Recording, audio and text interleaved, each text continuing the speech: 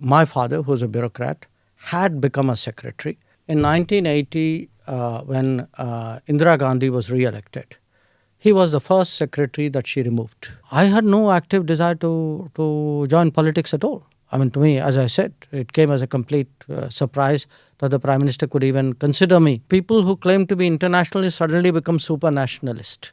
You know, beware of such people. And I ask people, if we were being accommodative, who sent the Indian army to the LAC? Rahul Gandhi didn't send them. Narendra Modi sent them. China is an exception.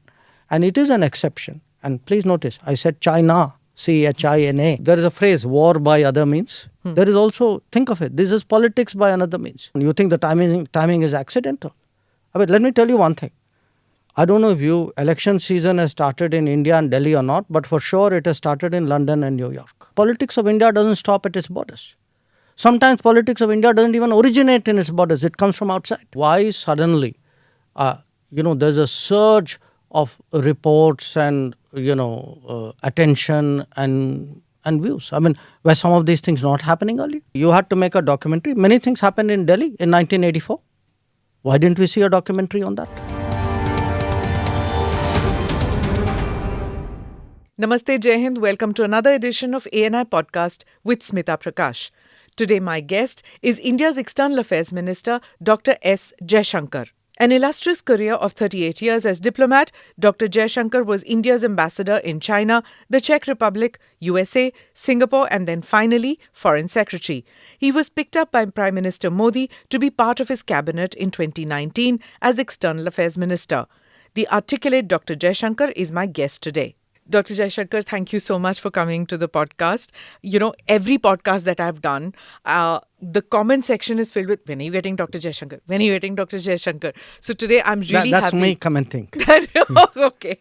I don't believe one word of that. So now I'm so glad and my team is thrilled that you're here with us today. And Seriously, pleasure to be here. Thank you.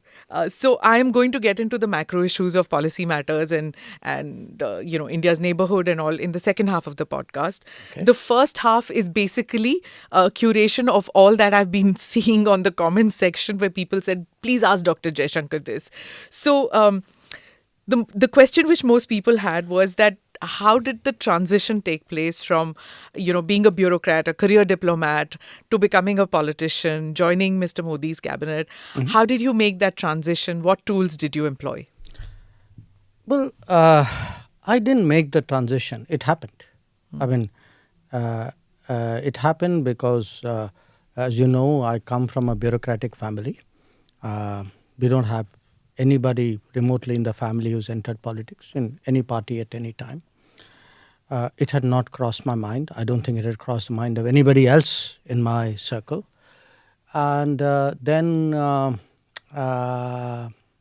and behold, what happened in May of 2019 happened. Now, once I entered, I must say, in all honesty, I myself was very unsure. I mean, I had watched politicians all my life, One of the things you get to do in the Foreign Service, by the way, is you actually, perhaps much more than other services, you see politicians up close because you see them abroad. You're kind of working with them closely. You're counseling them. So it's one thing to watch, but to actually join politics, to become a cabinet member, to stand for Rajya Sabha, because, when I was selected, I was not even a member of parliament. So each of this kind of happened one by one. I slid into it, sometimes without knowing it. You learnt by watching others. That's something, we say sometimes you go to any foreign environment, you kind of, you pick up by. So for me, this wasn't a foreign environment, but it was a different environment. So, you looked at others, more senior people, more experienced people in the cabinet, in the party, in other parties. I mean, I even today, just say, watch me in parliament. I do follow a lot. I look very carefully at what people are doing, both in my own party and other parties. I think there's a lot to learn from everybody. So you get into it step by step. Sometimes you surprise yourself. there is a learning curve. I'd be honest with you out there. There are times when you are a bit hesitant or a bit even nervous. But then, you do it once, you do it twice, you slowly grow over it. So, to stand up there, to reason with people, to make a speech, even sometimes, because in bureaucracy, until really the Prime Minister, that is 2014, Prime Minister Modi's government, mostly people were used to speaking in English. So there was a language bit, there was a subject bit, there was a environment bit. There's a different culture also. But as your skills as a diplomat, I guess it would have equipped you to win friends over easily, isn't it? I don't think it's so much a question of winning friends. Yes, it does help when you're a diplomat. You in a sense are almost trained, I would say, to get along, to get the most out of situations. Some of it is also different people are made different ways. You would see I very rarely get into anything personal with people, even when I'm provoked at times. I think people are just made different ways. But I would say this. It's now. It will be 4 years this summer. It's been a very, very interesting 4 years. I'm happy to talk with you later on about it. But when I look at these 4 years, for me, actually, it's been 4 years of very intense learning. Going to a state which I had really very little knowledge of. I'd been Gujarat. a few times Gujarat. Then having a particular area as an MP, you work on a village or in a particular constituency. So all of these were learnings, and I find it very interesting. I find every day is a new day. I'm, as you can see, quite enthusiastic about it. Yeah. When Mr. Modi picked you to be part of his cabinet and such an important portfolio, everybody thought that, you'd be like a technocrat or somebody, like, you bring domain expertise and you'll kind of restrict your karma into that region. Mm-hmm. But then one saw, you evolved. You became like any BJP karyakarta, like any BJP worker. You're part of the party. You take the party line. You go to all states, not just Gujarat. You're going to Karnataka. You go to Tamil Nadu. I've seen you going everywhere. And speaking about the party, it's become part of your the political part has also become part of your making now. For me, it's interesting. That's how it seems to you. But look, this government, this cabinet is very much a team cabinet. Okay, so you don't do your own thing out here. You may have a background, you may come from a stream, but this very idea that you will do your domain, as you say, be a technocrat, I don't think it gels with what is this cabinet. Secondly, when I was selected as a minister, I was not a member of parliament. I was not a member of a political party either. I had the choice of whether I would join a political party or not. There was no compulsion on it. Nobody brought up that subject. It was something which was left to me. I joined because when you are joining a team, you join it wholeheartedly. That is where you give your best performance and where you get the best support. And secondly, I really reflected on what is the meaning of actually joining a political party. It's not a decision I took lightly. And as someone who's studied and analyzed politics all their life, it was something for me of great importance. So I joined because I genuinely believe today that this is a party which captures the sentiments and interests and aspirations of India the best. And I get into other issues because, again, one of the differences moving from bureaucracy, from a department or a service into politics, you learn so much more when you are a member of the cabinet. Your exposure. Every cabinet meeting, there are, let's say, 10 items. It could be on agriculture, could be on infrastructure, but you get a cabinet note. You read the note. You are interested. You will study a little bit more. So you actually your interest broaden, and if your interest broaden, when you go out there and speak to people, it'll show up. Is there any difference in how Dr. Jaishankar, the diplomat, thought and operated, and how Dr. Jaishankar, the external affairs minister, politician, BJP worker, thinks and operates? See, in a way, it's like different lives. Now you got to understand the challenge that it was for me personally, because I am from a bureaucratic family. My father was a bureaucrat. I have an elder brother who was a bureaucrat. My grandfather was a bureaucrat, and we have aunts and not aunts but uncles who were there. So our world, if I can put it to you this way, was very, very bureaucratic. Our goals, our dreams were bureaucratic. What do you mean by that? Meaning, if you had asked me, if you and I had met, which we had, let us say in 2010, and say, okay, Jaishankar, what's your dream? I'd say, I want to become foreign secretary. That's the dream of any foreign service officer. In our house, it was also particularly, it was something we put. No, you never said that. No, because you never asked me. It was in 1993, I think, that I first met you. Hang on. You never asked me that bluntly, but had you asked me that, look, it's a reasonable dream to have. I mean, after all, when you, if you start a business or you do something, you want to be the best in it, right? Yeah. Okay. I mean, there's nothing wrong with that. Sure. So, fine. I wanted to be the best foreign service officer. And to my mind, the definition of the best that you could do was to end up as a foreign secretary.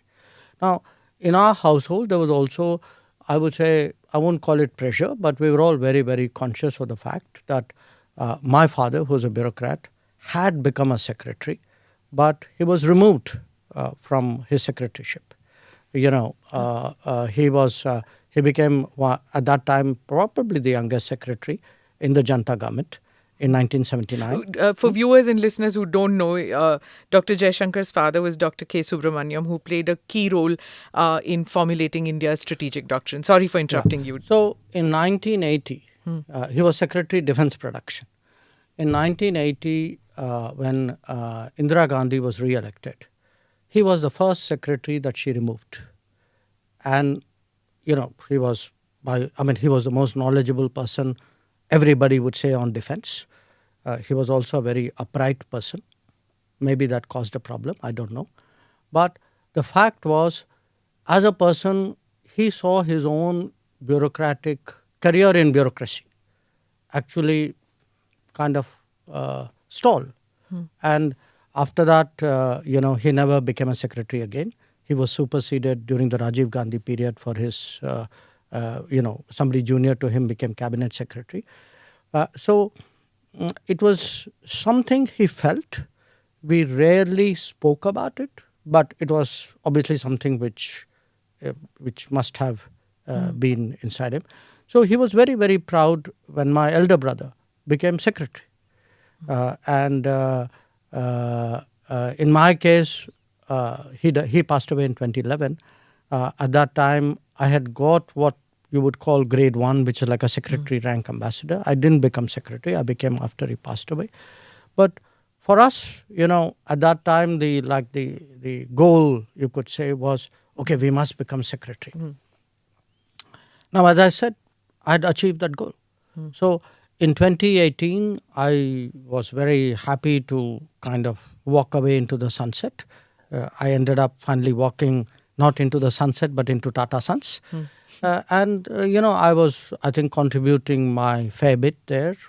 I liked them. I think they liked me. Then completely as a bolt out of blue, the political opportunity came. Now, the political opportunity for me was something I needed to think about, because I was simply not prepared for it. So I did reflect on it briefly due to the pressures of time at that time. And when you say what is the difference between the foreign secretary or the bureaucrat Jaishankar and the minister, thought process, it's a different world. It's a different responsibility. It's a wider vision. And I put it to people like this. I may have sat 40 years in the parliament gallery. It's not the same as being on the parliament floor. I used to sometimes, in fact, Sushma Swaraj was my minister, and as foreign secretary, we used to talk a lot. I mean, we had this practice. We used to have I'd go and see her every day, but of course, day would begin by her actually calling every morning. And I always had the comfort as a secretary. And if I don't want this to sound immodest, I was a confident secretary. I believe I was a good secretary.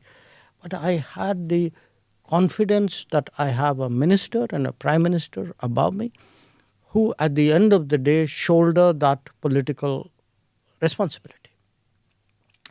Now, come May 2019, that political responsibility is mine. It's a completely different feeling. As a minister, you have to look at it not departmentally. There may be something, let us say, which is, I'm giving you an example. Say wheat export to some country. As a secretary, I would say, that country's relationship is very important. But as a minister, I'll have to say, okay, what's my own wheat prices looking like? What are the domestic concerns out there? Who else do we need to talk to?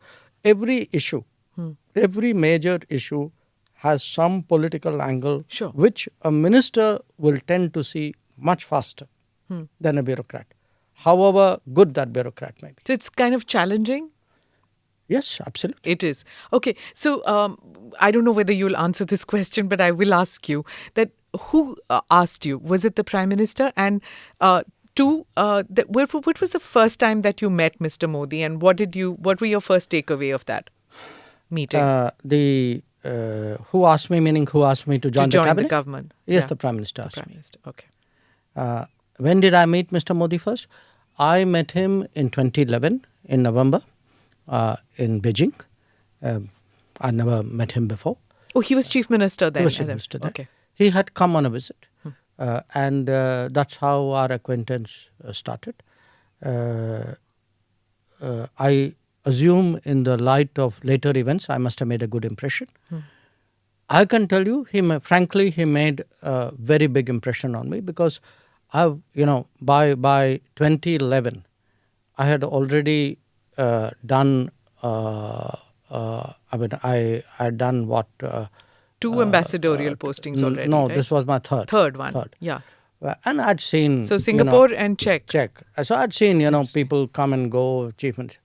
I had never met someone better prepared, better, more serious, and also more. I found him very interesting. I give you and this is a person, by the way, we are meeting here for the first time. So we go through this business briefing, what he should say, who he's meeting, etc. Then he said that मैं आपसे अलग बात करना चाहता हूँ, कुछ राजनीतिक विषय हैं, उन पे भी मैं briefing लेना चाहता हूँ. It was a bit of a surprise. No chief minister had done that. And of course, he told me, I mentioned it in one piece I've written, saying, look, it's very important for me that I'm abroad. I may be from a different party, but I shouldn't say or do anything which is different, that too in a country like China. So it's very, I want you to brief me on key issues. And we were having our problems at that time. Even at that time, there was a listing problem. There was staple visas problem. They were not dealing with our northern command. There were, all these Arunachal. There was some Gujarati diamond. Yes, there was a bunch of Gujarati Surat diamond traders who had also been detained. He brought that up as well. After I was done with him, and we went for the meetings, and then we were riding in the same car. So he said, I have this habit. He said, मैं हर meeting के बाद मैं debrief लेता हूँ. और अगर आपको कहीं कुछ लगता है कि things are not okay, आप इशारा करिए. Okay. So I remember this because, for me, there is a certain manner of working which he has. He's all the time like gauging, sensing, very, very sensitive to this, very keen that he should not make a mistake, that he should convey things accurately, that the policy, that the nuances are captured. This was my first experience of him. After that, I didn't see him till he became Prime Minister. Okay. Is it the same now? Before he travels, after he travels, when you travel? Is it the same kind of thing? Foreign policy matters, you talk to each other, where he asks questions, you answer, you ask questions, he answers. Is that how it works? No, it is and it isn't. I mean, intrinsically it is the same, but it's now on a totally different scale and league. Sure. So now what happens is usually, we would strategize before, we spend, usually I'd say even not at the beginning of the year, but even in the previous year, we'd start thinking, what should we be doing? Where are we going? Who should we engage? That kind of strategy session. When it comes to something specific, it would be like we would go through the details of where we are going. What are the objectives?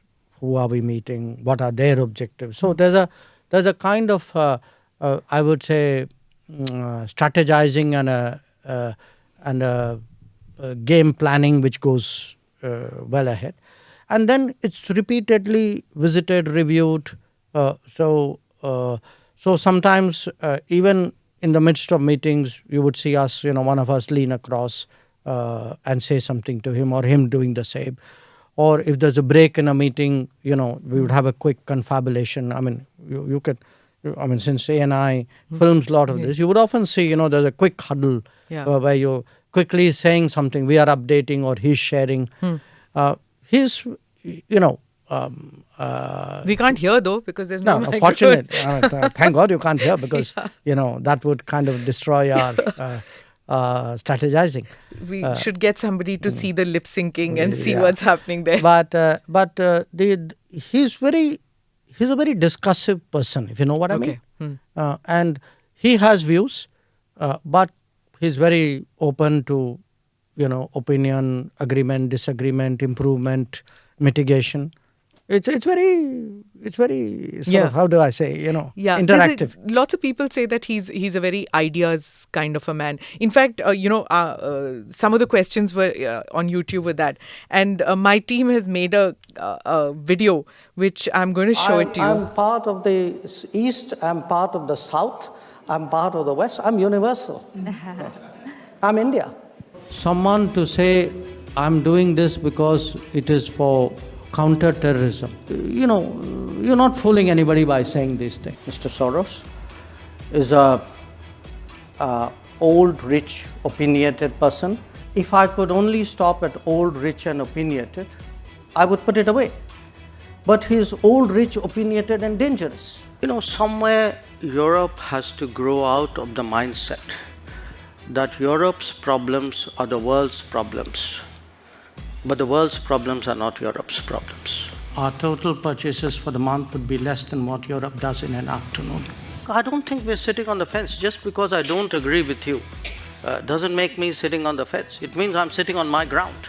I'm entitled to have my own side. I'm entitled to weigh my own interests, make my own choices. You're asking the wrong minister when you say, how long will we do this? Because it is the ministers of Pakistan who will tell you how long Pakistan intends to practice terrorism. If you have snakes in your backyard, you can't expect them to bite only your neighbors.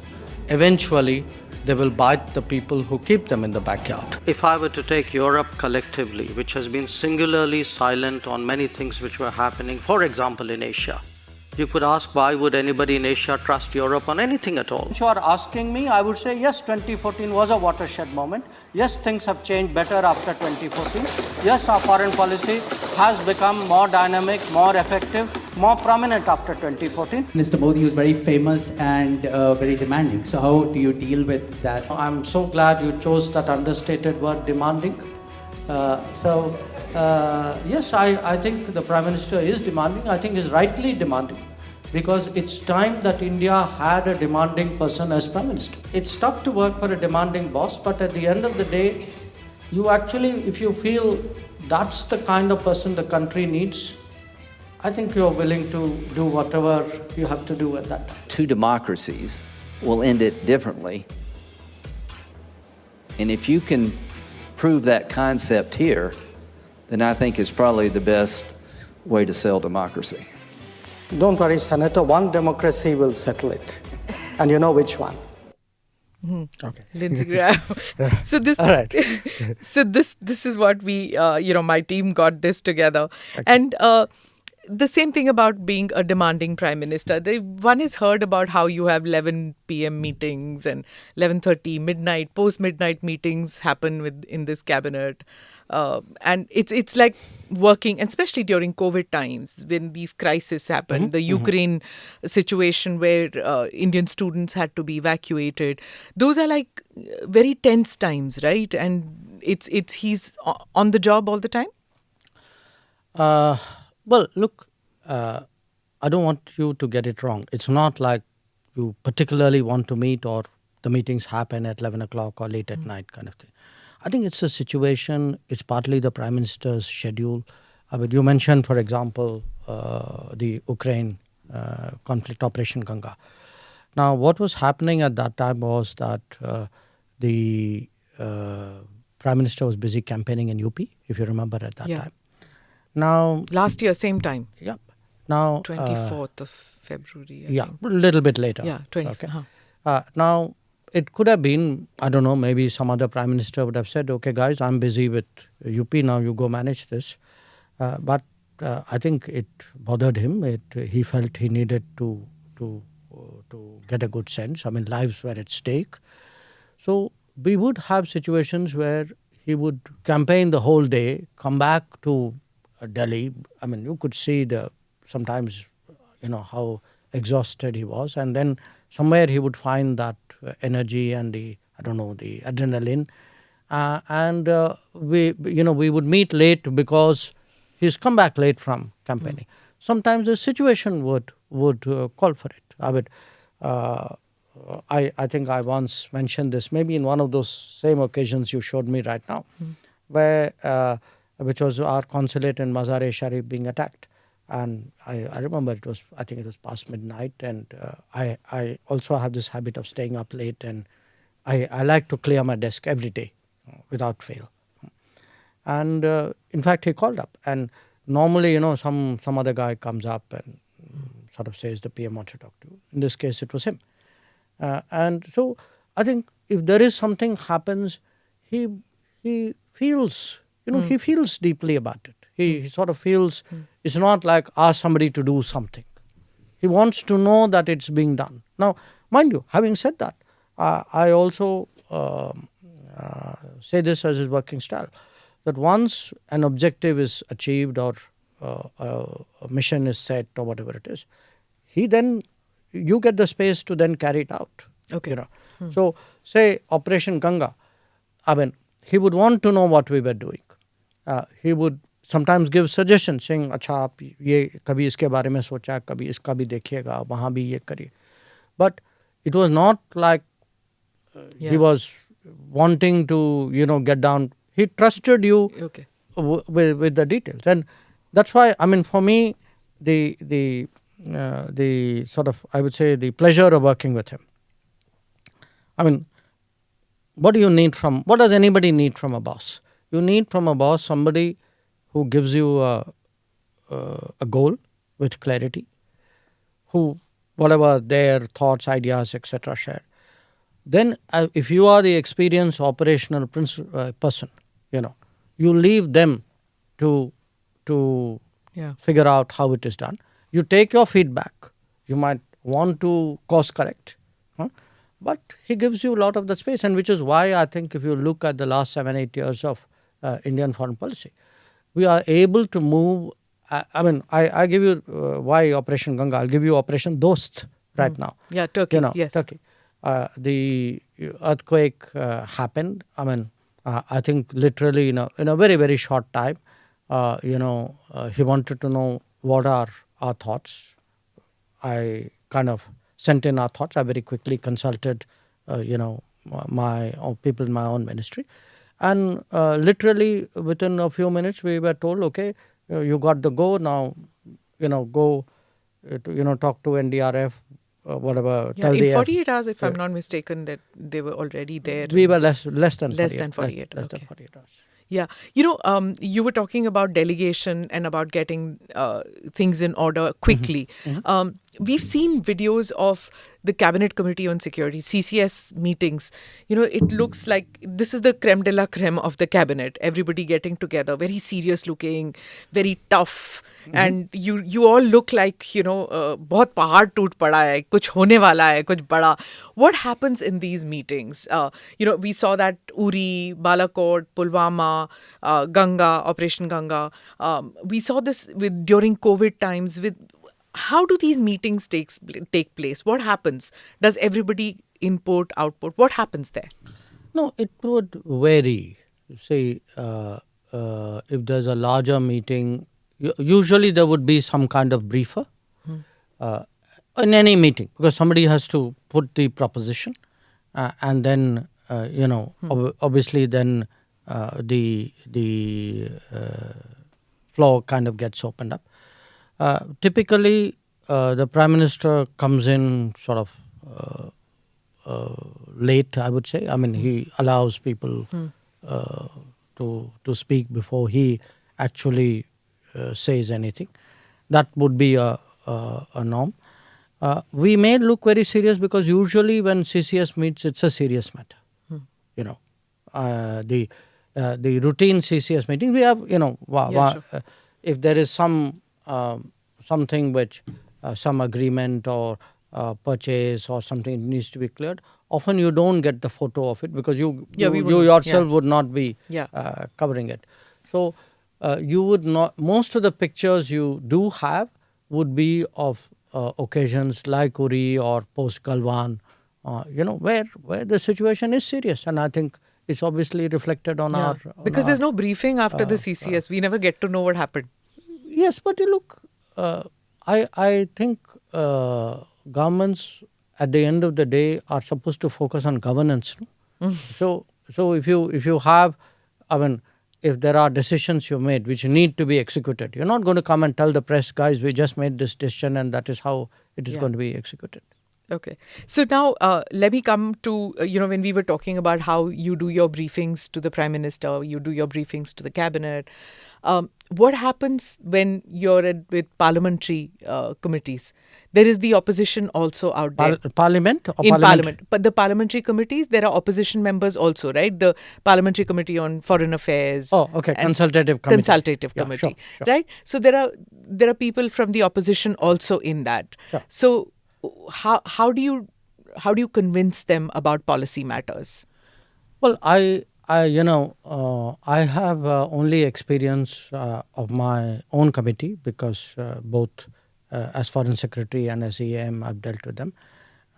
The way I deal with them is we take a subject, we tell them this is the subject. Normally we take something very topical and then we would have again a presenter. Often it would be the Foreign Secretary, could be some other secretary, normally not. Then I open it and encourage everybody to have their say. And then what would happen is, in some cases, the presenter may respond, but I would, as a minister,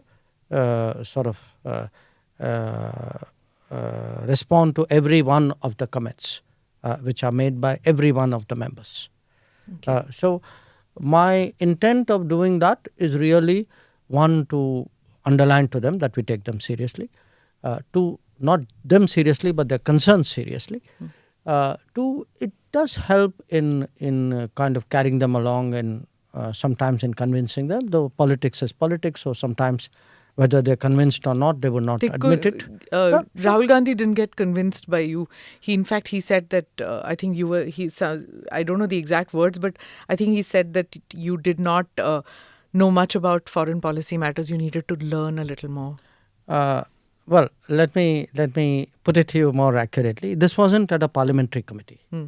I mean, in parliamentary committees, we have interacted, but usually what happens in parliamentary committee, I try to keep to myself, so I will not get into it with you either. This, I think, was something he said at some kind of public meeting somewhere. It was That you don't know much about. I think he, look, I cannot vouch for the exact words either, but I think it was probably in the context of China, if I China. remember right. Yeah, he's not convinced about China. Yeah, that but I he mean, thinks look, that now you are what- opaque about it. I don't know whether it's opaque or whether there was a sort of a level of knowledge, understanding. I mean, all I can say in my defense is I have been the longest serving ambassador in China. I have been dealing with a lot of these border issues for a very, very long time. I would say, let me put it to you this way. I'm not suggesting I'm necessarily the most knowledgeable person, but I would have a fairly good self-opinion of my understanding of what is out there. Okay. But if he has superior knowledge, wisdom, I'm always, as I said, for me, life is a learning process. Superior knowledge, wisdom on China. If he has, I'm always willing to listen. Okay. And learn from Mr. Rahul Gandhi on China. If you think that that's a possibility, I have never closed my mind to anything, however improbable it is. Okay. All right. 4 years as foreign minister of India and 9th year of the Modi foreign policy. What is the report card like? I think it's a very solid report card. Number one, if you look today at our global standing, which is a very intangible measure of success, but it's a very visible measure of success. You ask yourself, 2023, when a Prime Minister of India, in this case Narendra Modi, convenes a meeting, walks up on a global stage, or a conference, how do people react? Compare it with even with him 5 years ago, perhaps with his predecessors, many of them. I would say today our global standing is clearly very much higher, is quite good, quite strong. Number two, strategically, I think there is today much greater clarity in our own thinking and in our own operations, and I say that as an implementer of foreign policy, that people know there's a neighborhood first. Neighborhood first means build your connectivity and your contacts, and this is your first priority. Then they know there's an extended neighborhood to the west towards the Gulf, to the east ASEAN, to the South Sagar, Central Asia. There's a set of policies which do that. Then they know there's a policy of engaging the major powers. They know there's a Africa focus. So there is today a lot of strategic clarity about our strategy, and that's necessary if you are serious about operationalizing it. Third, in terms of operationalizing it, we do today projects in almost 80 countries in the world. It's, most Indians don't realize how much we do abroad today. And those are often the test of our credibility. And there's been a huge improvement there, that projects which would often lie for years, unfinished, struggling for something, the efficiency of that has improved. On big global issues today, I think the expectation is that India would have a say, they would have a voice, they would have an opinion, and they would, if necessary, have more than that. And this could be climate change, it could be counterterrorism, it could be black money. I mean, you look at the big, it could be something like maritime security, even today trade, investment, that domain, technology.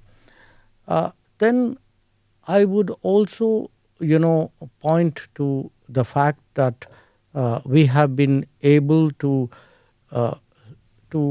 very clearly demonstrate to the world that we are an exceptional international power, meaning we are willing to do things for others, perhaps more than most other countries are at this point of time. One is this sort of first responder record we have built up. Turkey is the latest. That if something happens, if it is reasonable, if it is within the realm of possibility, India is there early. India Operation is there Maitri also. Maitri, Yeah. Operation. I can give you So many, yes. a whole list of these. Rahat in Yemen, Yeah. Sankat Mochan in Sudan. But the COVID vaccine is something that I was coming everybody. to that. Yeah. Those are one country or one region Yeah. or one situation. If you ask me a single thing we have done in the last 10 years which has shaped global views about us, I think it is Vaccine Maitri. Yeah. That it's almost I would say it's almost emotional to hear what people come and tell you about that. And yet there was criticism at that time, if you remember, Dr. Jaishankar, because people said we haven't managed to vaccinate all of our population, and here we were sending vaccines abroad. There was a lot of criticism then.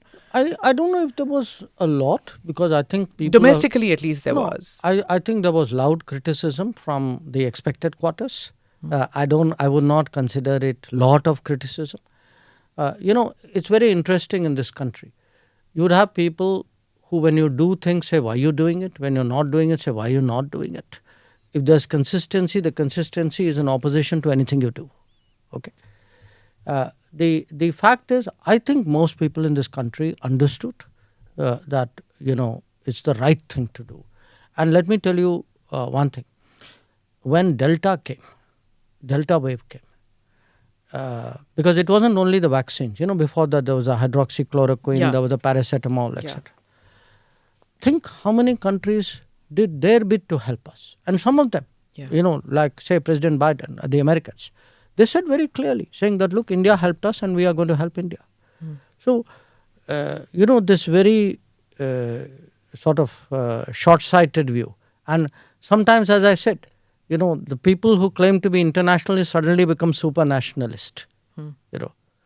Beware of such people. Because I am going to come to that, yes. whether we are hypersensitive as a country, to criticism, because you saw that little video that I played in which George Soros' statement on democracy, you took on, and you said that, you said he was old, rich, opinionated, No, and I dangerous. know what I said. Yeah. Right. Yeah. Now, there's also the op-eds which come in foreign media, which say that that they blame India for crony capitalism and say Mr. Modi's image has got hurt.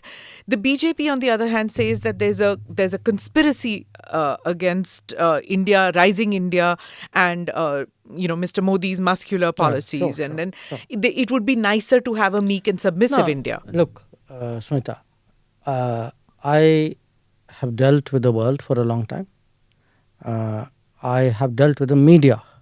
I even had a media job at one point of time. Okay,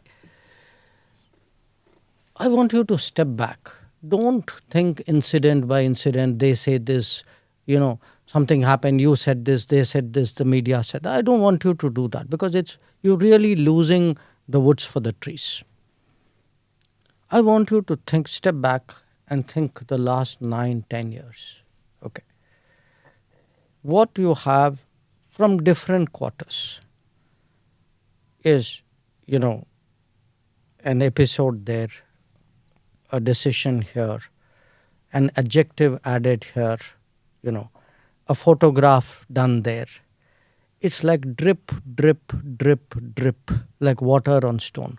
The whole idea is to shape your image, your collective image. Shape it in a way in which you're made to look extremist, you're made to look unreasonable, you are made to look as though, you're not part of this, what is otherwise a great, good, progressive world. Okay. Now, it happens in different ways. Every time we make a major decision, you talk about us being hypersensitive. I would put it to you, look at the hypersensitivity of the media. Look how people jumped up and down when Article 370 was Abrogated. decided upon. Now, or even this example that millions of people will lose their citizenship. And then see sometimes the dishonesty of The it. CAA one that you're talking See about. the dishonesty of it. You had reports, and I'm not personalizing it.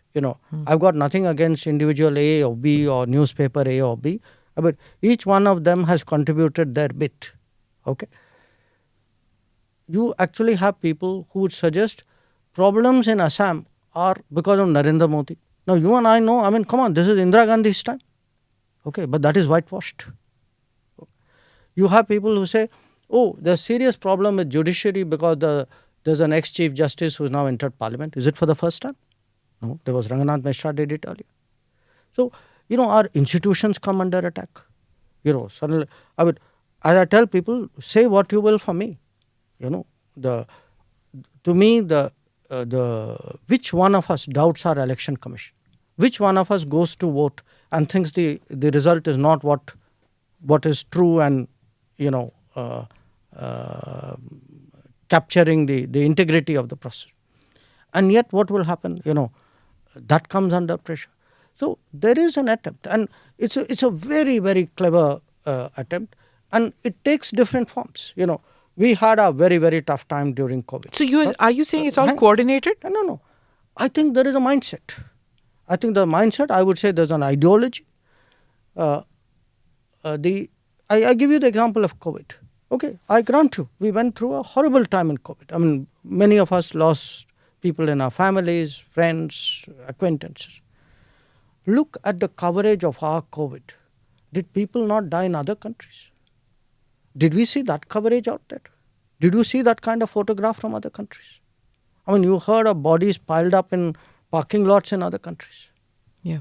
So I'm putting it to you this way. Look, I do think that one of the challenges today is you have, due to, in my view, and you may or may not agree with it, over 70, 75 years, what has happened is actually democracy has worked in this country.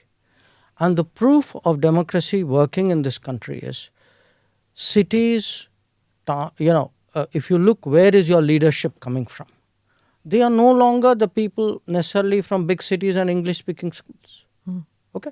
They are people of a different background. And again, I'm not talking individual here. I'm talking of a generalized phenomenon. You look at the mindset of this society.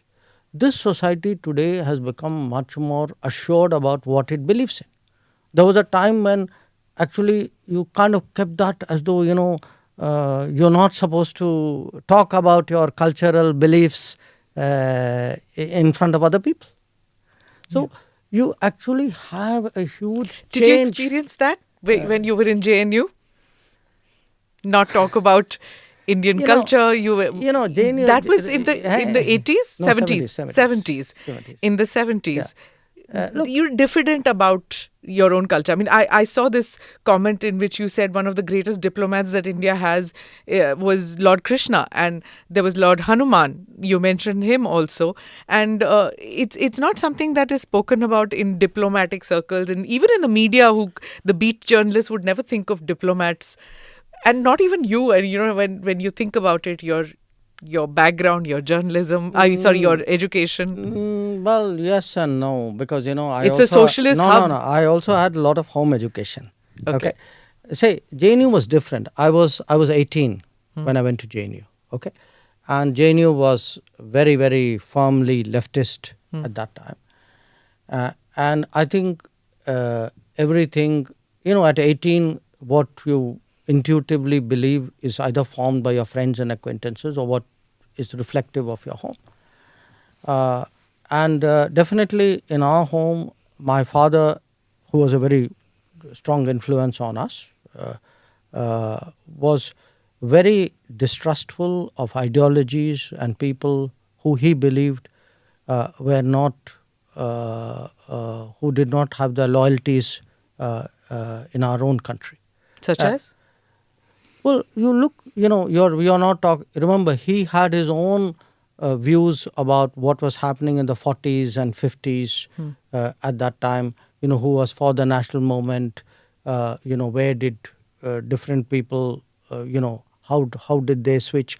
Remember, at that time, China, there was a big China issue. revolution. I mean, we are. Oh, okay. You're talking the war and things. No. Yeah, war, or the post-war. revolution. Okay. Yeah. So he particularly, I think, had he was very, very distrustful of the left. So of the communist left. And I think some of it. So in a sense, we grew up very unspokenly, but very strongly as very patriotic children. You might say. We kind of went to this military institutions. I went to Air Force School, to King George's Bangalore Military School. My siblings went to, some of them went to Naval School, to Sardar Patel Vidyalaya. So I think that was the kind of mindset I took into JNU. So in fact, in JNU, which was a dominantly leftist outlook, where the teachers, the students, the administration, everybody was very leftist. My lot of people, my cohort were the first set of people who actually politically took on the left. Okay. And actually we had a meeting, we had an election even where the then Prakash Karat was the SFI candidate. He won one election, he lost one election. So I Where did you stand in that? Oh, I was very clearly with what was called the free thinkers. Free thinkers. Yeah, free thinkers was a assortment, because other than the left, there was no other political. And there was no tukre in those days. No. All that came very much later. So I would say that sense of nationalism, connection to country, this was kind of instilled in us. On the cultural question, it was very interesting. When I did my book, I have a chapter on the Mahabharata in the book. And one of the Delhi journalists asked me this question, said, I find that a very surprising. I said, yeah, partly because maybe you don't know me that well.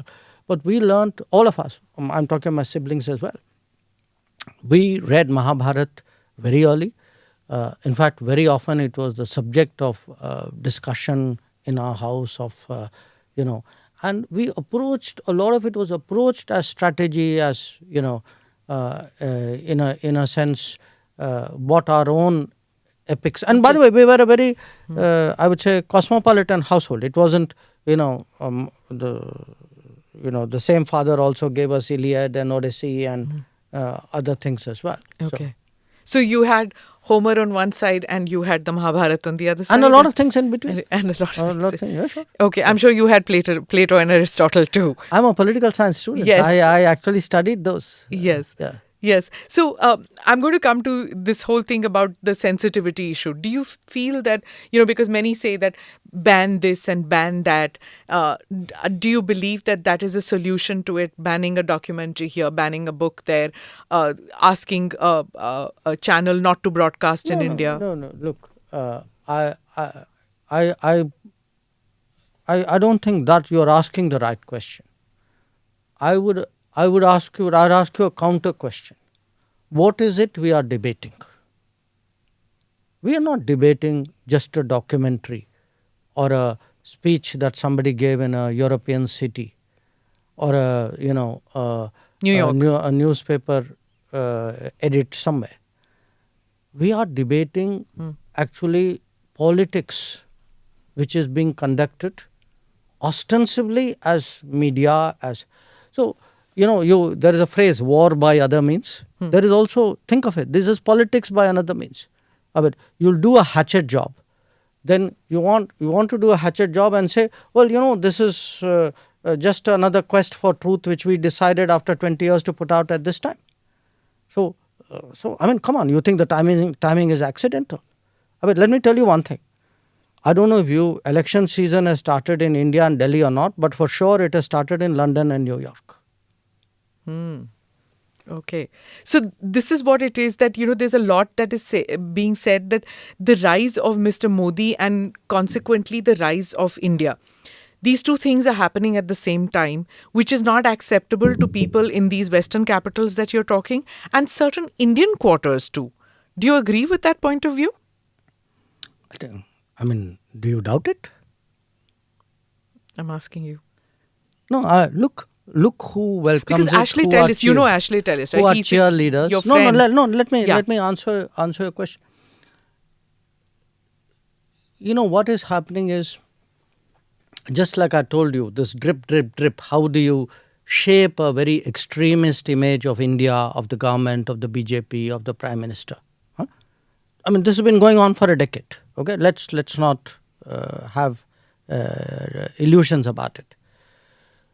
How some of this has a different variant, which is you will say something, there's an echo chamber, it'll be picked up outside, then you'll say, aha, see, they're saying it outside, that must be true. Then you will say it inside. So there's a ding-dong going on. See, look, this is a globalized world. People take that politics abroad. Politics of India doesn't stop at its borders. Sometimes politics of India doesn't even originate in its borders. It comes from outside. Ideas come from outside, agendas come from outside. Otherwise, please tell me why suddenly, there's a surge of reports and, attention and views. I mean, were some of these things not happening earlier? I mean, I gave you the example of Assam. Yeah. I mean, people speak about, okay, you had to make a documentary. Many things happened in Delhi in 1984. Why didn't we see a documentary on that? If that was your concern, that you felt suddenly one day, okay, I'm very humanistic and I must get justice for people who have been done wrong. So look, don't kid yourself. This is politics at play. This is politics at play by people who do not have the courage to come into the political field. They want to have the Teflon cover saying that, I'm an NGO, I'm a media organization, etc. But they are playing politics. You know that, I know that. How does BJP react to this? Is it, or your government for that matter, is it is it a reactionary measure that you have to take? How do you counter this? I think we will put our point of view across, and as should be rightfully done in a democracy, eventually the public will give its verdict. Which is the electorate. That's what it's only by the ballot that these things. If he gets re-elected, that means that they have been proven wrong. Is that it? Is that what you're saying? Look, I would say yes, among other things, because in a democracy, don't you trust the ballot box and the people's verdict to be the final opinion? I do. I know there are some people who believe that their view supersedes elections. So, in fact, by the way, even that, look at this term. I like you, you win election, great democracy. I don't like you, you win election, what are you? Electoral autocracy. Yeah, I heard that term. What a great term, right? That's reserved for people you don't like who win elections. So, this is politics, my dear. So, if there's so much money going to be pumped in, how does India react? How does India even deal with it when you don't know that there's one enemy or this is amorphous entity? No, look, I would say I think there should be and there is a battle for narratives which goes on. There will be narratives designed to damage us. We have to put out narratives designed to expose people or designed to put our viewpoint across. I think we will. My own sense is that most people will, through their, this is a pretty informed age. That era when people had only one or two sources and they controlled thinking. I think that's gone by a long time ago. Let me come to the foreign policy issues, which I said we'll do in the second half of it.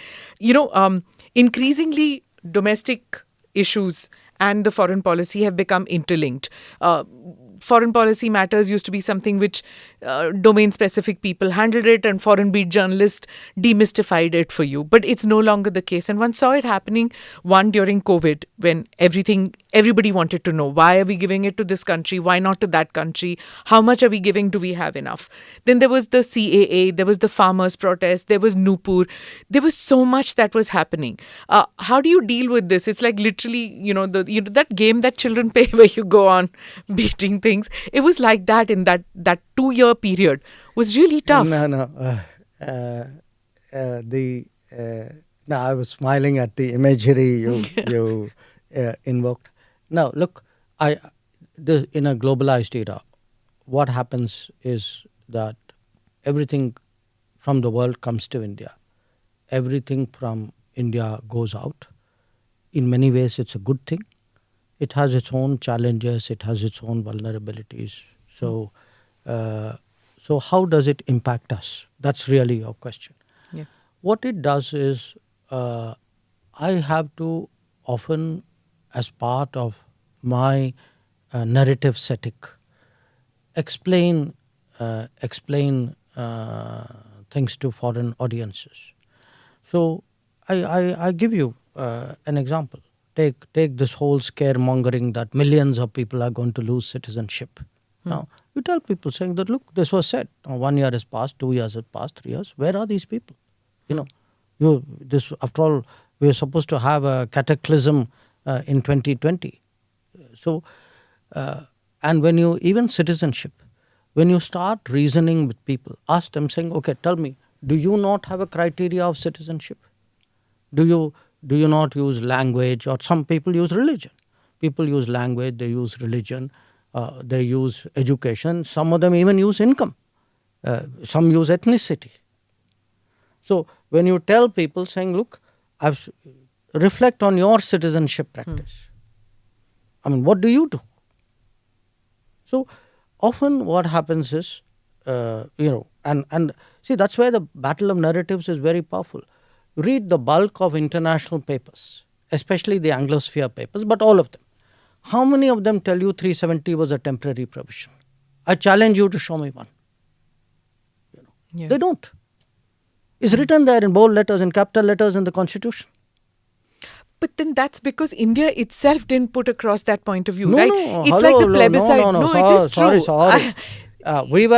Listen, I can put across something. If you have shut your ears to it, no amount of hammering away at it. It's not. See, when Kashmir was being discussed, Pakistan used to keep saying plebiscite, plebiscite, plebiscite. Till the 90s, that word plebiscite kept hammering. It was, that it is a disputed issue. Till India's narrative started being heard. Unless you are loud and you impose your narrative, you don't get heard in the world. No, I completely agree with you, Smita. So I try not to be loud. I try to get my narrative across in an elegant and effective way, maybe at times sharper than people may want. But I accept your point that we need to get our narrative across, and that is exactly what we are trying to do in foreign policy. But I also put it to you sometimes that I feel that I'm talking to an audience which is deliberately deaf, that they do not want to hear sometimes, they do not want to absorb sometimes. That and there is a very strong bias. I mean, let's be frank about it. Newspapers, there are newspapers, I don't want to go into names, who will publish something absolutely ridiculous on one side, and you say, okay, I want to counter it. They say, no, hang on a moment, I'm busy doing a fact check on what you are saying.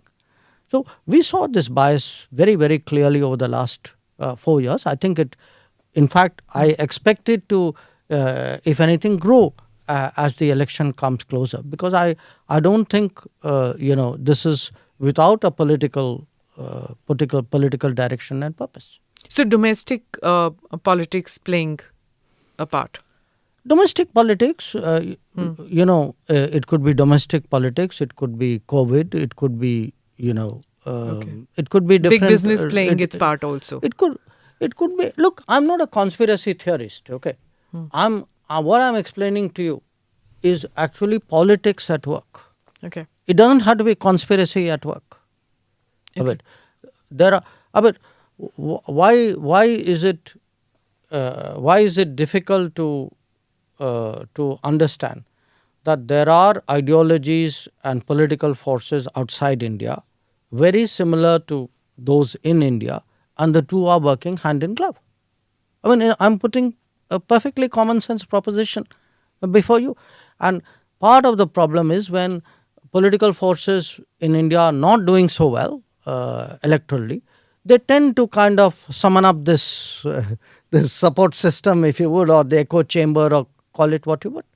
They are the Congress party is saying that that the Indian government is the Modi government is defensive, reactive when it comes to China. That neither Mr. Modi nor you even mention China. You just say eastern neighbor. Hello, please. Then they must have some problem understanding words beginning with a C. Please look at everything I've said. That's not true. And what about this thing that they say that almost 1,000 square kilometers has gone and the foreign minister is not facing facts, not telling us the truth in parliament? No. Look, I think they are deliberately misrepresenting the situation. I give you two very specific examples of that. You remember that ho halla which happened on a bridge? You know, they were building a bridge in Pangong Tso. Yeah.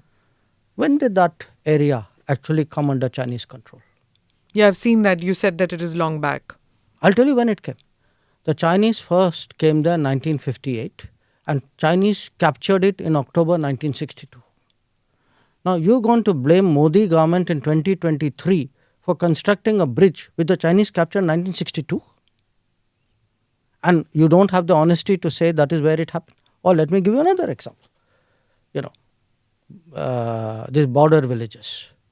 Now there were border villages which have come up in areas which the Chinese actually, you know, in Longju, there was a clash and it's not a secret, you know, at that time it was hotly debated in India, in the parliament, in the media. So what happens, you do the smoke and mirrors, you know, say, oh, there's something happening here. It's almost like 1962 never happened.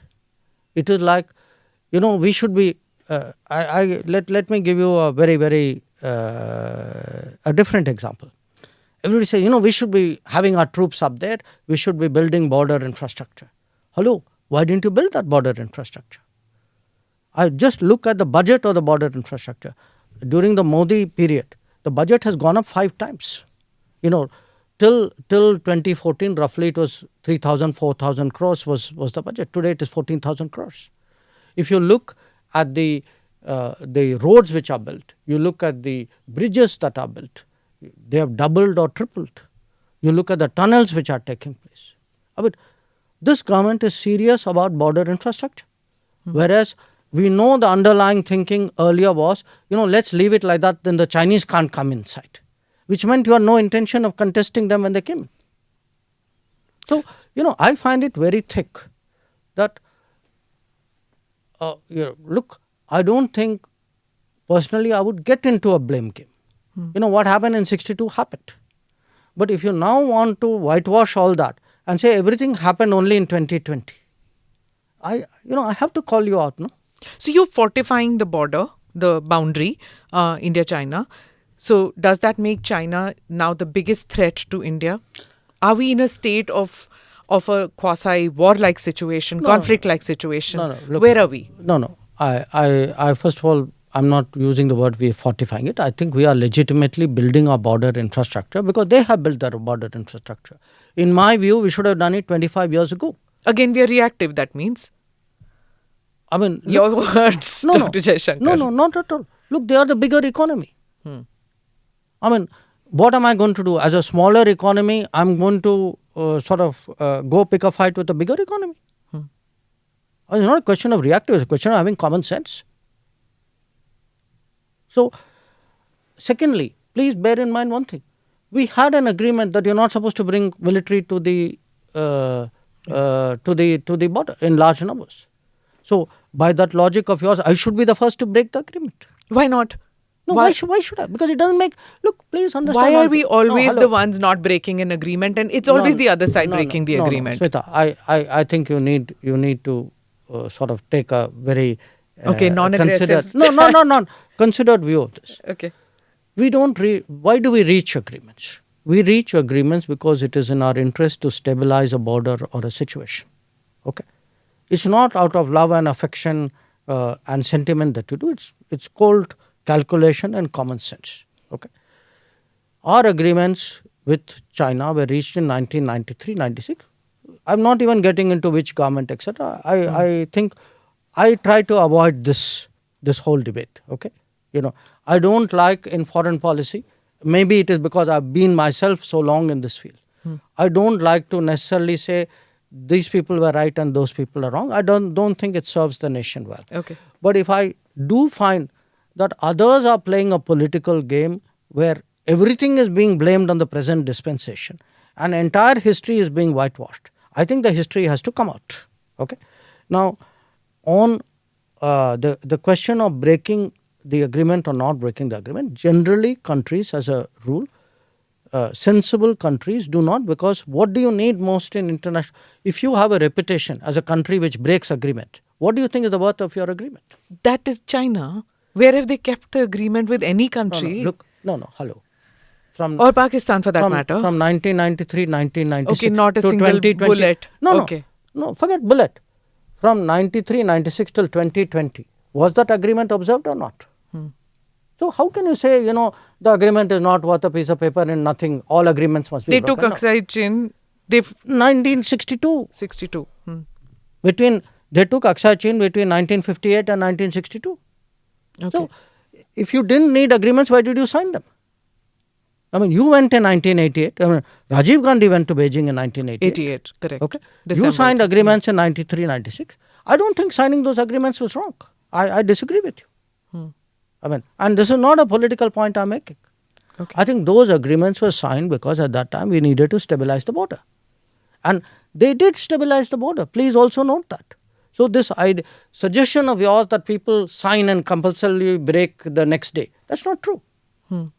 Now, why can we not come to an agreement on where is the boundary, how many rounds of talks, and it's non-conclusive? Because when people are, their claims, when any other country's claims are not reasonable, you will not come to agreement. I mean, you and I can come to an agreement. If I make claims on you which are not reasonable, but you will concede it because 25 rounds have happened. You have to look at, what is being discussed as well, no? Right. So, okay. So look, if I were to sum up the China thing, I mean, please do not, buy this whole, I would say, again, I use this word, this narrative that somewhere government is on the defensive, somewhere we are being accommodative. I mean, I ask people, if we were being accommodative, who sent the Indian army to the LAC? Rahul Gandhi didn't send them. Narendra Modi sent them. Okay? We have today the largest peacetime deployment in our history on the China border. Okay? And we are keeping troops there at a huge cost with great effort. We have increased our infrastructure spending on the border 5 times in this government. So now tell me, who's the defensive, accommodative person? In fact, the question you should ask is, who's actually telling the truth, who's depicting things accurately, who's playing footsie with history? I think those are the questions which should be asked. Okay, let me go to Pakistan. And there's a number of people who are now expressing serious concern that here is a nuclear nation which is on the verge of an economic collapse. If that happens, it's in our neighborhood. Are we ready? The influx of people who might come into our country, how do we deal with this situation where this country could collapse? No, I think, Pakistan's future is largely determined by Pakistan's actions and by Pakistan's choices. I mean, nobody reaches a difficult situation sort of suddenly and without cause. So it is for them to find a way out. Our relationship today is not one, where we can be relevant directly to that process. If I were to, for example, compare it to Sri Lanka, I would say it's a very different relationship. With Sri Lanka, still there is a lot of goodwill in this country. There's naturally a neighbor's concerns and worry, but there's also a feeling, look, we have to help them to get through this. Tomorrow, if something happens to some other neighbor, that would be the case as well. But what the sentiment in this country is about Pakistan. Yeah. You were talking about these concentric circles when you said the neighborhood, and then there's the second. One of the most dramatic achievements of your foreign policy has been India's newfound status and reach out to the UAE, to the Islamic world, to the Kingdom of Saudi Arabia. That's been quite an achievement. When was that decision taken to reach out? Because otherwise, all that one heard was that OIC has something to say on Kashmir. That was the maximum that one heard, even though there was this large Indian people of Indian origin living in the Middle East. I would say I started hearing it first soon after I became Foreign Secretary, so it would have been early 2015. It is possible that the Prime Minister may have had some thoughts and discussed it with other people before I came back to Delhi. I can't vouch for it. I'm glad you brought that up, because if you were to ask me in 10 years, give me 2-3 examples of some big changes which have happened in our policy, I would certainly put our changed relationship with the Gulf very, very high up there on the list. Why didn't it happen earlier?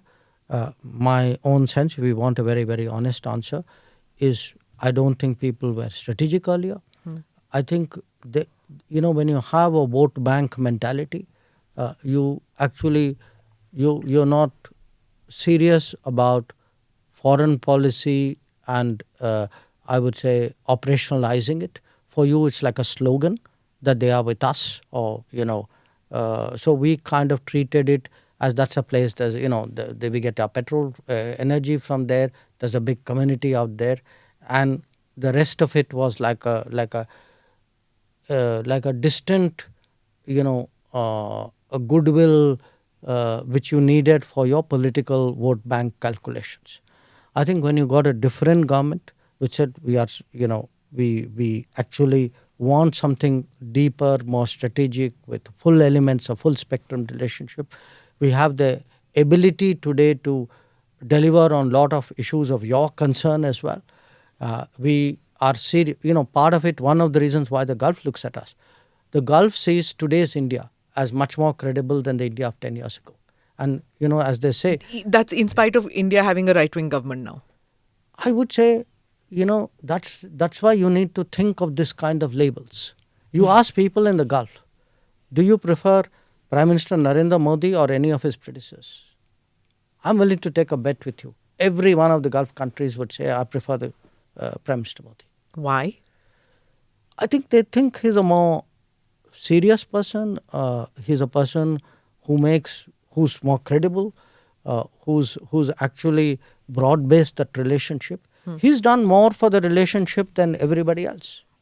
And I must once, I tell you very honestly, I was once at a conference in the Gulf, and I had some friends from across the parliamentary aisle with me. And this issue came up. And the person from the Gulf actually, and this was like maybe 2018-19, he said, these guys, he's looking at me, he said, they've done more in 4 years than you guys did in 40. That's the kind of image there is in that part of the world. Is Kashmir on the table now? It used to be, I know. Is Kashmir on the table when you deal with countries in West Asia now? No, what do you mean on the table? Do they speak about it? Do they ask you about it?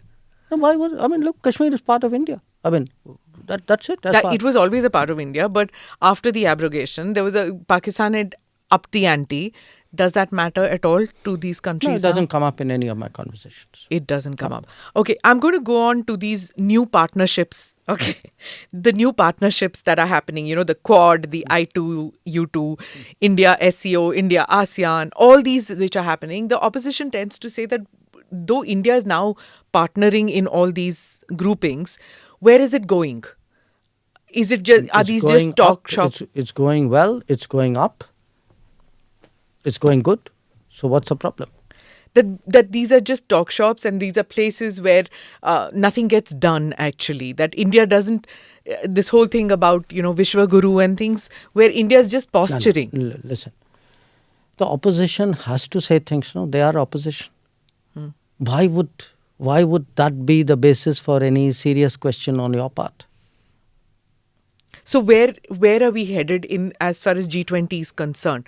It's become a people's movement. No, hang on, make up your mind. Are we talking G20? Are we All talking Quad? No, they're very different. So I2U2, BRICS, SCO. No. Look at the number of partnerships that we have now. Okay, all right, very good. Let's stop there. Why do we have so many partnerships? Answer, because we get along with so many people.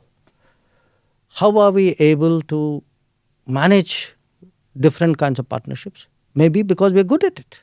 Maybe because they see value in us. Are they delivering things? Well, it depends on them. Take Quad, for instance. Definitely Quad has delivered on a number of issues and likely to deliver on many more. In the case of I2U2, it has just started, but already there are projects on food security and renewable energy which have come out of it. In some cases like BRICS, which by the way was not started recently, it has an old history, they are not meant to be necessarily translated into specific outcomes. Often they express a collective position on a set of issues. So I think it depends on the forum concerned. I think you can't club all of them. It's not a one size fits all. But if I mean, as I said, the opposition will say what it will. But you please go out there in the world. I've just come back today from Australia.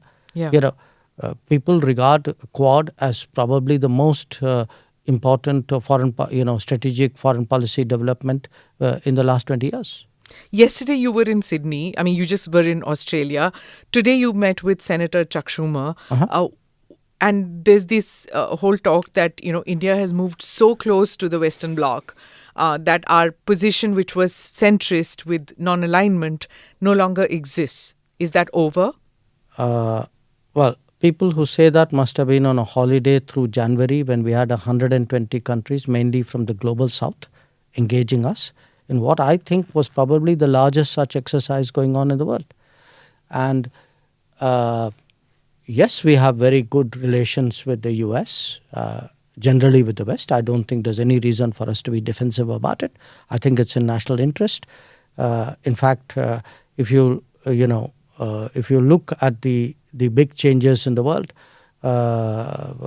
this is something which has been very much in the making, especially in the last decade. But in all of this, please see how strongly our relationship with Russia has held steady. So, surely you do not suggest that our relationship with Russia is any the less over these years. So, Prime Minister Modi told Putin that, this is not an era of war. War is not going to be the solution, to problems. Do you feel that the world is seeing it like that about the Ukraine crisis? I think the world is still very divided. The sentiment that Prime Minister voiced is a widely shared sentiment. It's also a sentiment which is particularly strong in the countries of the South. You asked me what is the voice of Global South, what was that about? Look, today you have a huge number of countries in Africa and Asia and Central America, Latin America, Caribbean, Pacific, who feel that our issues are being put on the side and the entire oxygen is being sucked up by the Ukraine conflict. So nobody is really worrying about whether I get food and what cost I get food, what's happening to fuel, fertilizers, debt. And today, remember, even middle income countries are going into debt. Okay. So what we want to do, and I think that was very much on Prime Minister's mind, he wants somewhere to create a momentum for peace, if you would. And I think that was his first public expression. Remember, he'd been talking to Presidents Putin and Zelensky on the phone as well. And that was his first public expression. In practical ways, we've been helping out. When this Black Sea grain deal was done, we did a little bit there to help. When I was in New York, the Ukrainian Prime Minister actually had some concerns about the safety of the nuclear power plant. So I spoke to RPM and then got his approval to both engage the Russians and pass on some messages there, and the IAEA as well. We are working with the UN Secretary General on some issues, particularly fertilizer, because a lot of the countries of the global south, the developing countries, they are facing serious fertilizer securities because Russia is one of the biggest exporter of fertilizers. So I think it would not be fair today to reduce a very complex issue, the Ukraine conflict, to a binary of are you on this side or that side, are you for peace or for war. I think it's much more intricate than that, and we are involved in some of the intricacies, but we have to wait and see where this goes. What both Ukraine and Russia know is that if we can be of any use, we would be willing. Our sort of capabilities and sort of goodwill is there for that. We'll have to wait and see where this goes. So has the war impacted on the relationship between India and Russia and between Mr. Modi and Mr. Putin? No. Look, our relationship with Russia, I think, has been extraordinarily steady. It has been steady through all the turbulence in global politics. So, as I said again, the opposition, perhaps it's their job to criticize. It would be nice if they do it with a little bit more information and accuracy. But I do think, some of what they say needs to be put through some kind of lens, some kind of filter of you're putting it through a sieve right now. Reality, and not very much is coming out of that sieve. All right. So, look, I think today we are in a good position. I mean, you asked me what is your 9-year report card. My relationship with the major powers is very good. I grant you that China is an exception, and it is an exception. And please notice, I said China, China. Okay, you mention it. Yes. So I grant you that China is an exception. It is an exception because China has violated agreements that we have, and is today has a posture on our border for which I had to have a counter posture. But overall, my relationship with the major powers, if you can call them, are very good. I think our relationship with Europe is probably the best ever that we've had. Our relationship in the Quad has really been a very, very effective mechanism. You were in Australia, Dr. Jaishankar. There have been attacks on gurdwaras and temples in Australia, Canada, UK. On temples. On temples. And in Gurdwara in Canada, there is temple in Temple. Temple in Canada. Okay. Yes. So, how are we going to react to this? Or no, we have taken this up, and we have cautioned these governments that these are very radical extremist forces at work, and that they need to respond to it appropriately. Okay. As I wind up, I'm going to ask you a couple of questions, come back to you.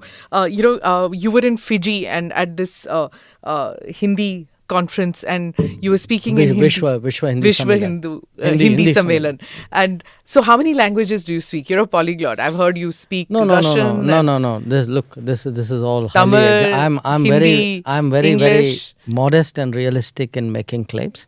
I obviously speak English. I speak Hindi. I won't say at a very high standard, but with a kind of a street smart fluency. The Tamilian Hindi, or is it a JNU Hindi? No. It's actually a Delhi Hindi. Delhi Hindi. I mean, I was born in Delhi. Okay. You were born in Delhi? Yes, okay. I was born in Delhi. I was born in Delhi. I grew up in Delhi. I spent, whatever time I've spent in India is largely Delhi. So it's a very Delhi person's, I would say, fluent, not always complex Hindi, but I think I'm. But you're breaking the stereotype of a Tamilian speaking Hindi, fluent Hindi. You do speak. But because I grew up in Hindi, I didn't have the advantage of ever studying Tamil. I spent very few years. You grew up in Delhi, so you speak. Yeah, in Delhi. I spent very, very few years in. But you can speak Tamil. I can speak Tamil, but not with with the kind of fluency and command of vocabulary that I would like. Russian, it seems, I believe. Russian is different because I actually studied Russian when I was in the foreign service. We are allotted a language, so I went there. So I actually properly studied it using books and so on. It's been many, many years, but I have a certain vocabulary and a very, very, that residual memory. So once you go in there, it takes just a few days, but the vocabulary of foreign policy, if I were to watch, let us say, news, I'd be able to get a lot of that. Okay. If I were to be on the street, it'll take me longer because there'll be accent, more colloquial stuff. I have a certain, I would say, working rudimentary sense of Japanese because I do need to talk to my wife from time to time. Okay. So this multicultural exchanges that you have at home, tell me about that. Japanese wife, Tamil husband, how does... Look, what has happened is we've kind of evolved something which is peculiar to us, and this happens, in this situation. I mean, it could be your food, it could be your slang language, what you say to each other. I mean, we use phrases which somebody else listening in would find very difficult because there could be Japanese slang put in an English sentence, sometimes with a Hindi twist because my wife's linguistic ability is much better than mine. So we sort of end up with some kind of, I would say, she can speak Hindi too a little bit. She speaks Hindi, but she again picked it up without studying. Without studying. Without studying. Okay. So I learned Hungarian, but unfortunately it's very rusty because when you don't use a language. Reading it ulta, no? No. Hungarian is Sida. Yes. Okay. But it's a very complex language. Okay. So it's a Finno-Greek group. So people make more claims about me than I do myself. I'm very, very... Everybody wants to know, are you going to contest Lok Sabha polls in 2024? I am a Rajya Sabha member. My term expires this year. After that, we'll have to see. No, don't give, see this, I don't know how many, 25 years maybe I've heard these diplomatic answers from you and tried to find answers. No, look, on... Would you want to? On these things, I tell you, I'm going back to your first question. I'm actually honestly in awe of people, of everybody, irrespective of party, who have spent their lives in politics, because you actually don't know how incredibly hard it is, how demanding it is, how much it takes up not of your time but of your life, the kind of effort that they put. There are no Saturday, Sunday, holiday, morning, night, nothing. And it's only when you are in politics that you can actually see what it is. And I would say those who particularly contest Lok Sabha, they are like at the cutting edge of that, because it's an enormous demand. But most people would think that it's a life of privilege. Lal Batti wali gaadi, Latin's bungalow. Look, I know that is the popular impression, and I say this.